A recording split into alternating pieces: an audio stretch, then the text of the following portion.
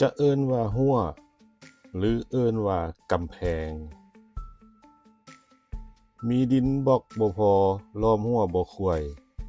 คันนายสร้างบ่พร้อมแปลงหัวก็บ่งามซั้นแหล้วมี2ทีมสร้างมาเฮ็ดหัวหรือว่ากำแพงครั้งนี้ก็มีทีมจานเติงทีมงานของเพิ่นก็อยู่บ้านนาม่วงเมืองพุนโฮงแขวงเวียงจันทน์เฮานี่เองซึ่งรับความนิยมสมชอบทีมหนึ่งก็มีทีมบัวทองก็อยู่บ้านนาม่วงเช่นกันสนใจติดต่องานได้เรื่องการสร้างแล้วก็มีนายสร้างจอดเหล็กสีตาลเป็นรับผิดชอบเรื่องเหล็กเป็นหัวเหล็กเพิ่นก็ได้เข้ามาประกอบส่วนภาคปฏิบัติตัวจริงพี่น้องเอ้ยการก่อสร้างท่ามกลางความร้อนอบอ้าวของฤดูเดือน5มันเป็นเรื่องที่ทุกคนรู้ดีเนาะต้องใช้ความอดทนสูงนี่แม่นกระบวนการเทพื้นหน้าประตูใหญ่อันนี้มันได้รับนำใจจากทีมสร้างทั้งสอง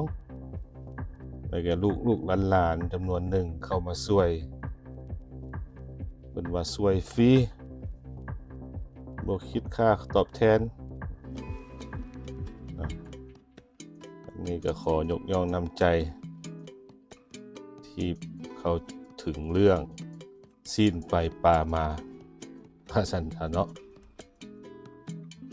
ที่นี่ผ่านไปหลายมื้อหลายวันการเฮ็ดหัวก็สำเร็จไปหลายแล้วก็ยังสืบต่อส่วนใดส่วนหนึ่งบางโดยเฉพาะด้านหน้าก็สำเร็จดังที่ท่านเห็นนี่ละ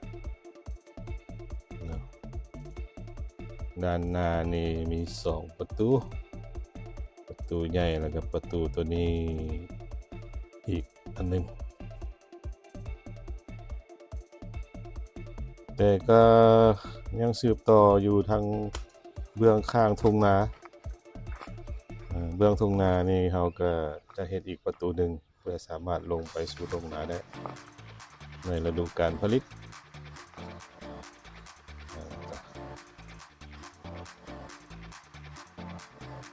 ด้านเบื้องทุ่งนา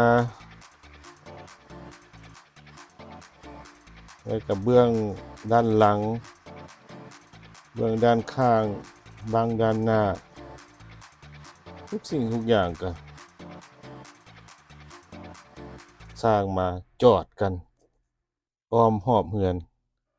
กลายเป็นหัวหรือมักเอิ้นว่ากำแพงก็เอาที่สบายใจที่จะเอิ้นก็แล้วกันเนาะ